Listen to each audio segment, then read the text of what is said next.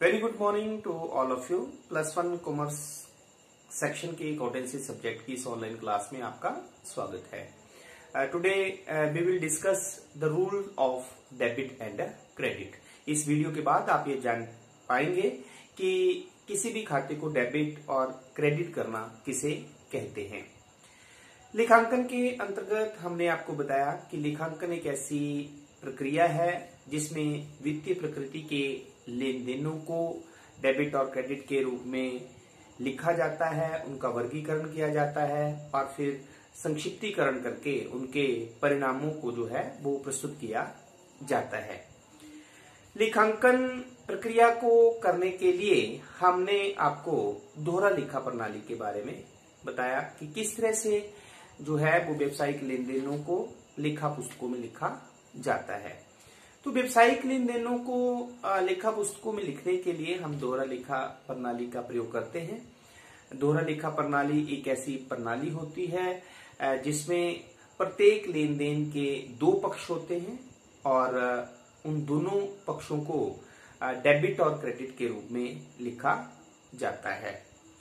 अब डेबिट में कैसे लिखना है और क्रेडिट में कैसे लिखना है, डेबिट करना किसे कहते हैं, क्रेडिट करना किसे कहते हैं, इस वीडियो के माध्यम से हम ये डिस्कस करेंगे।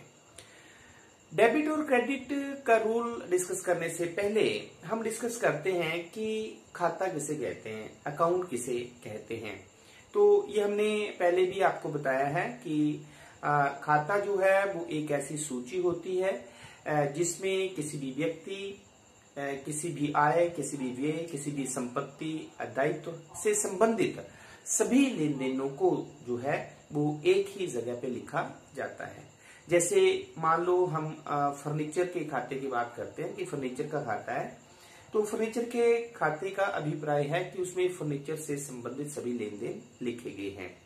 जैसे हम राम के खाते की बात करते हैं तो राम के खाते से अभिप्राय है कि उसमें राम से संबंधित सभी लेन देन जो हैं वो लिखे गए हैं।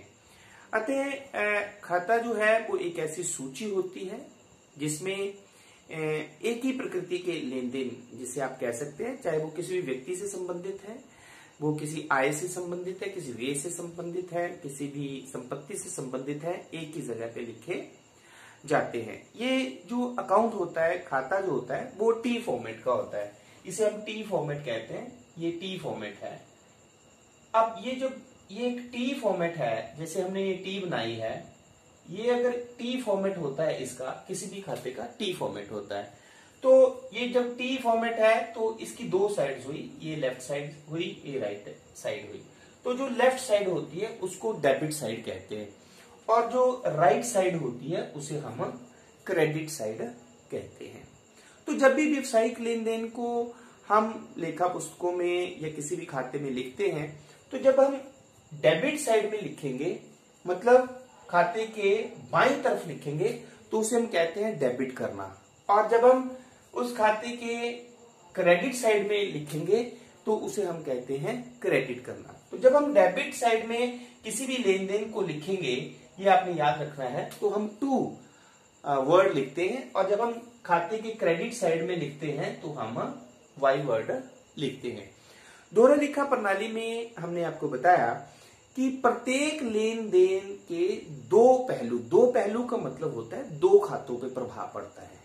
कोई भी ऐसा लेन देन नहीं होता जिसका जो है वो दो खातों पर प्रभाव नहीं पड़ता है।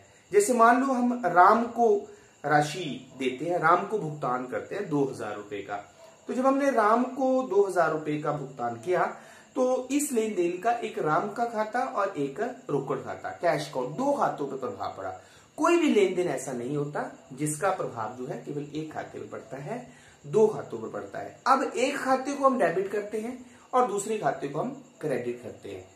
तो जब हम खाते को डेबिट और क्रेडिट करते हैं तो खाता, मैंने आपको बताया खाता होता है क्या, वो सूची होती है। जैसे राम के खाते में हम डेबिट और क्रेडिट करेंगे तो राम का खाता तो एक सूची है जिसमें राम से संबंधित सारे लेन देन है। अब उस खाते में डेबिट कैसे करना है और क्रेडिट कैसे करना है, तो ये डेबिट और क्रेडिट करने के लिए भी हमारे पास जो है वो दो सिस्टम है। तो इससे पहले आपने ये डिस्कस कर लिया कि डेबिट करने का मतलब क्या होता है? खाते के बाईं पक्ष में लिखना, उसे हम बोलते हैं डेबिट करना, और खाते के दाईं पक्ष में लिखना उसे हम बोलते हैं क्रेडिट करना। अब डेबिट करने का रूल क्या है और क्रेडिट करने का रूल क्या है? तो जैसे मैंने आपको बताया कि हमारे पास इसके दो सिस्टम हैं, एक अमेरिकन सिस्टम है और एक इंग्लिश सिस्टम है। तो आज हम सबसे पहले डिस्कस करेंगे American system. According to American system के अनुसार जो खाते होते हैं वो 5 तरह के होते हैं। सबसे पहला एसेट अकाउंट होता है जिसे हम संपत्ति खाता कहते हैं। दूसरा लायबिलिटीज अकाउंट होता है जिसे हम दायित्व खाता कहते हैं। तीसरा कैपिटल अकाउंट जिसे हम पूंजी खाता कहते हैं। चौथा एक्सपेंसेस अकाउंट जिसे हम व्यय खाता कहते हैं। और पांचवा जो है वो इनकम अकाउंट जिसे हम आय खाता कहते हैं। तो सबसे पहले अमेरिकन अप्रोच के अनुसार एसेट अकाउंट। एसेट्स मैंने आपको पहले भी बताया है, संपत्तियां वे मूल्यवान वस्तु होती हैं जिन पर व्यवसाय का स्वामित्व होता है, अधिकार होता है, और जो व्यवसाय को चलाने में सहायक होती है उन्हें व्यवसाय की संपत्तियां कहते हैं। तो एसेट अकाउंट में संपत्ति खाते में सभी संपत्तियों के खातों को शामिल किया जाता है, जैसे machinery account, cash account, furniture account, land and building account, debtor account, ये सभी क्या है? व्यवसाय की संपत्ति है। तो अमेरिकन अप्रोच के अनुसार जो है वो फर्स्ट टाइप जो है वो एसेट अकाउंट है, संपत्ति खाते होते हैं। सेकंड है लायबिलिटीज अकाउंट, दायित्व खाते। तो लायबिलिटीज हमने आपको पहले भी बताया है कि liabilities is the amount which is payable to others. दायित्व वे राशि होती है जो अन्य पक्षकारों को व्यवसाय द्वारा दी जानी होती है।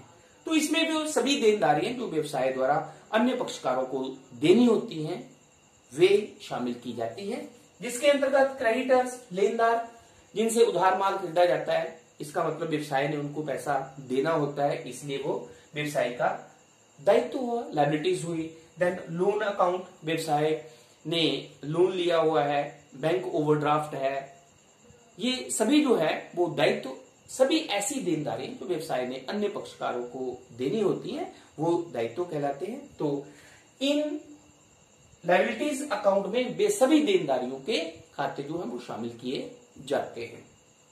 Then the third is capital account, पूंजी खाता। तो पूंजी जो है वो वह राशि होती है जो व्यवसाय के स्वामी द्वारा व्यवसाय को चलाने के लिए लगाई जाती है। Capital is the amount which is invested by the owner to start the business. तो इसे हम पूंजी खाता कहते हैं। तो पूंजी खाते में वे राशि आती है, वे राशि का अकाउंट आता है जो व्यवसाय को चलाने के लिए विनियोजित की गई है, इन्वेस्ट की गई है। देन फोर्थ है एक्सपेंसेस अकाउंट, व्यय खाते। तो आय अर्न करने के लिए, वस्तुओं को बेचने के लिए व्यवसाय में जो कोई भी खर्च किया जाता है उसे हम व्यय कहते हैं। तो व्यय के अंतर्गत जो है जैसे किराया दिया, वेतन दिया, एडवर्टाइजमेंट का खर्चा हुआ, पोस्टेज का खर्चा हुआ, इलेक्ट्रिसिटी बिल का खर्चा हुआ, ये सभी डिस्काउंट हुआ, ये सभी जो है वो व्यय होते हैं जो व्यवसाय के संचालन से संबंधित होते हैं। व्यवसाय को चलाने के लिए बहुत से खर्चे करने पड़ते हैं। तो फोर्थ टाइप जो है हमारे पास है एक्सपेंसेस खाते, जिसे हम बोलते हैं व्यय खाते। Then fifth one is income account, जिसे हम आय खाते कहते हैं। तो व्यवसाय में कोई भी ऐसी राशि जो पूंजी में वृद्धि करती है, कैपिटल में इंक्रीज करती है, उसे हम आय कहते हैं। इसके अंतर्गत जो है वो सभी तरह की आय जो किसी भी रूप में व्यवसाय को प्राप्त हुई है, जैसे कमीशन रिसीव, कमीशन प्राप्त हुआ है, इंटरेस्ट रिसीव, इंटरेस्ट मिला है, या डिविडेंड मिला है, ठीक है, किसी भी तरह की कोई आय जो है वो इसमें शामिल की जाती है। तो अमेरिकन सिस्टम के अकॉर्डिंगली जो है वो खाते मुख्यतः जो है वो 5 तरह के होते हैं। अब इन टाइप्स डिस्कस करने के बाद हम एक एग्जांपल्स लेते हैं जिससे और क्लैरिटी हो जाएगी हमें। जैसे हमारे पास है कैश अकाउंट, रोकड़ अकाउंट, रोकड़ का खाता है। तो कैश अकाउंट जो है वो कौन सा खाता है? अमेरिकन अप्रोच के अनुसार हमने आपको बताया कि खाते मुख्यतः 5 तरह के होते हैं। तो कैश अकाउंट जो है वो किस में किस टाइप में आएगा, क्या एसेट अकाउंट है, क्या लायबिलिटी अकाउंट है, क्या कैपिटल अकाउंट है, वो एक्सपेंसेस अकाउंट है या इनकम अकाउंट है। तो क्योंकि कैश जो है वो एक व्यवसाय की क्या होती है, संपत्ति होती है, तो इसका मतलब कैश अकाउंट जो है वो कौन सा अकाउंट है, एसेट्स अकाउंट है। कौन सा अकाउंट है ये, एक एसेट अकाउंट है। देन सेकंड इज मशीनरी, तो मशीनरी भी एक व्यवसाय की संपत्ति होती है, इसीलिए ये भी एक एसेट अकाउंट है। देन डेटर्स, वे व्यक्ति, the persons to whom the goods are sold on credit, उन्हें हम क्या कहते हैं, डेटर्स। देनदार, तो देनदार भी व्यवसाय की क्या होती है, एसेट होती है, तो इसका मतलब डेटर्स भी जो है वो व्यवसाय की संपत्ति खाते में आएगा। देन क्रेडिटर, लेनदार, वे व्यक्ति जिनसे उधार माल खरीदा गया है, तो वो व्यवसाय के क्या होते हैं, दायित्व, क्योंकि उनको व्यवसाय द्वारा जो है वो राशि का भुगतान किया जाना होता है। तो इसलिए जो क्रेडिटर जो है वो कौन से खाते में आएंगे, लायबिलिटीज अकाउंट में। किसमें आएंगे ये, लायबिलिटीज अकाउंट में। उसी तरह नेक्स्ट है हमारे पास बैंक ओवरड्राफ्ट। तो बैंक ओवरड्राफ्ट जो है वो भी क्या होता है, दायित्व होता है। बैंक ओवरड्राफ्ट होता क्या है कि जब बैंक में हमने पैसे डिपॉजिट किए होते हैं, लेकिन उनके अगेंस्ट में जब बैंक के साथ हमारे अच्छे रिलेशंस हो जाते हैं, तो बैंक डिपॉजिट्स के से ज्यादा पैसा जो है वो हमें विड्रॉ करने के लिए अलाउ कर देता है। तो जितना ज्यादा पैसा जो है वो बैंक से निकाला जाता है उसे हम बैंक ओवरड्राफ्ट कहते हैं। तो बैंक ओवरड्राफ्ट भी एक व्यवसाय की क्या बन जाती है, लायबिलिटी। क्या बन जाती है, लायबिलिटी। इसका मतलब बैंक ओवरड्राफ्ट भी लायबिलिटी अकाउंट होगा। देन इंटरेस्ट रिसीव्ड, तो इंटरेस्ट रिसीव्ड मतलब आय, इनकम हुई, इनकम, तो इनकम जो है वो आय हुई, तो इंटरेस्ट रिसीव्ड में इसका मतलब ये इनकम अकाउंट में आएगा। किसमें आएगा, इनकम अकाउंट में आएगा। देन हमारे पास नेक्स्ट है सैलरी पेड, वेतन दिया, तो एक्सपेंसेस, तो वेतन मतलब खर्चा हुआ, तो किसी व्यवसाय में जब खर्चा होता है तो सभी खर्चे जो हैं वो एक्सपेंसेस अकाउंट में आते हैं। किसमें आते हैं ये, एक्सपेंसेस अकाउंट में। क्लियर। तो इस तरह से आज के वीडियो में हमने डिस्कस किया कि अमेरिकन अप्रोच के अनुसार जो है वो खाते कितनी तरह के होते हैं।